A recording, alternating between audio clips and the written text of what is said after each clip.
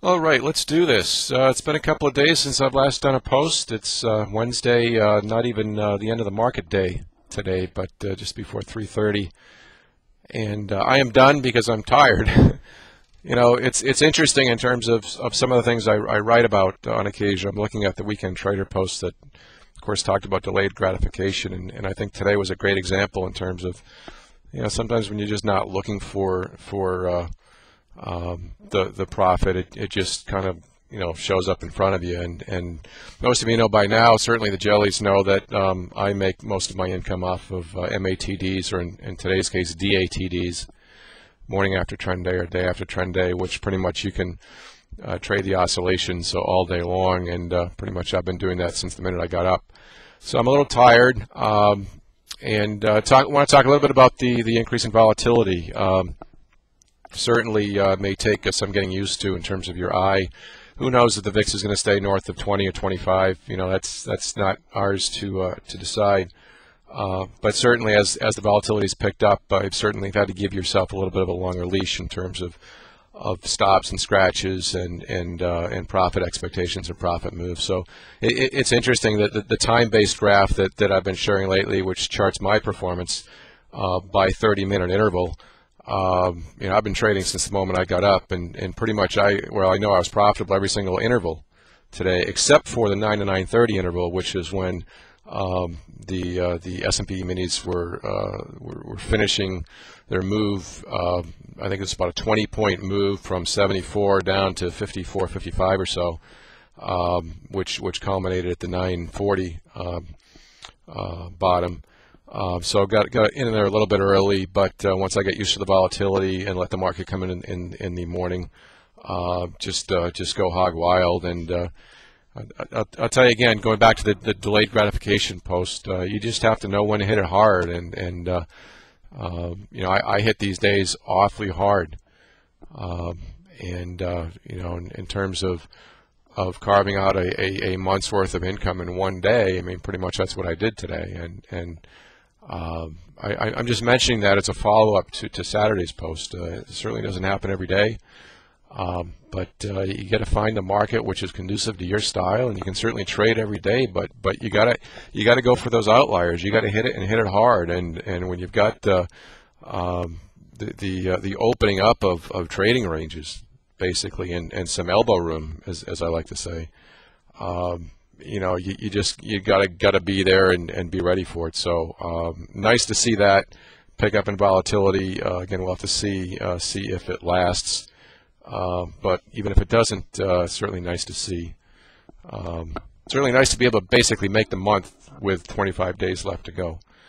What else? I got a lot of notes here. Thank you, by the way, for all the emails. Not getting many comments on the blog, getting a ton of emails though, and that's fine, especially in response to the retreat experience I had last weekend or 2 weekends ago. So it was great. It was great. One of the best experiences of my entire life, and I'll just refer you back to that post and leave it at that. What else? What else? What else? Barron's. I don't read much, if any, trading literature.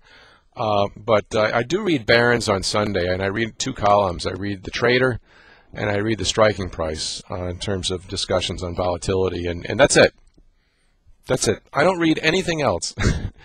I've glanced at Dr. Brett's blog from time to time, but pretty much that's it. And of course, Brett's going off the grid. Congratulations to Brett as he focuses on his business, and he'll be going off the grid.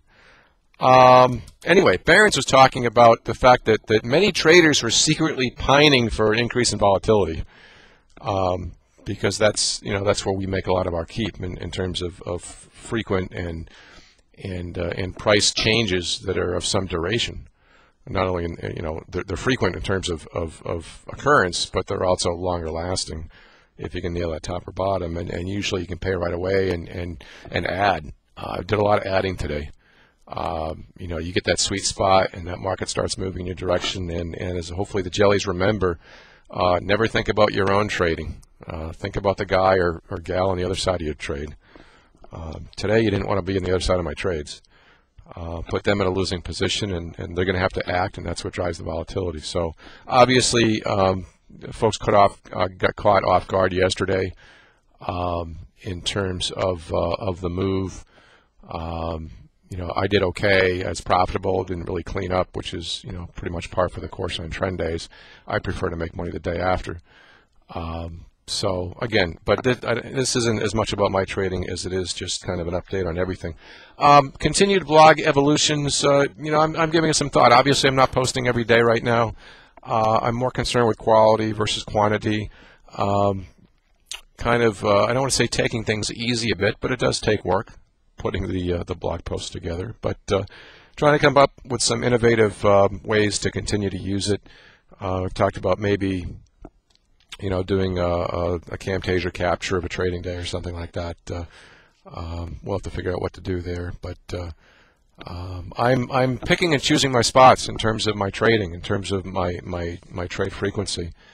And one of the things I think that the retreat did for me was help regain some perspective in terms of the things that are really important in my life, and being in a position where pretty much I can do what I want to do each day, and realizing that that's okay.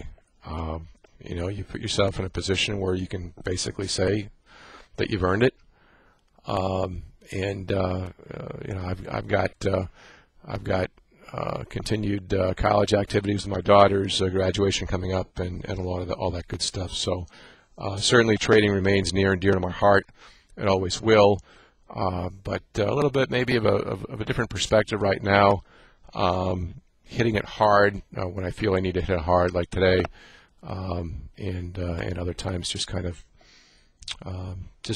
making do, if you will. And that's not a bad thing. So that's a quick update from this end. I probably wanted to cover a few other things, but again, nice to see that we've got a little bit of elbow room.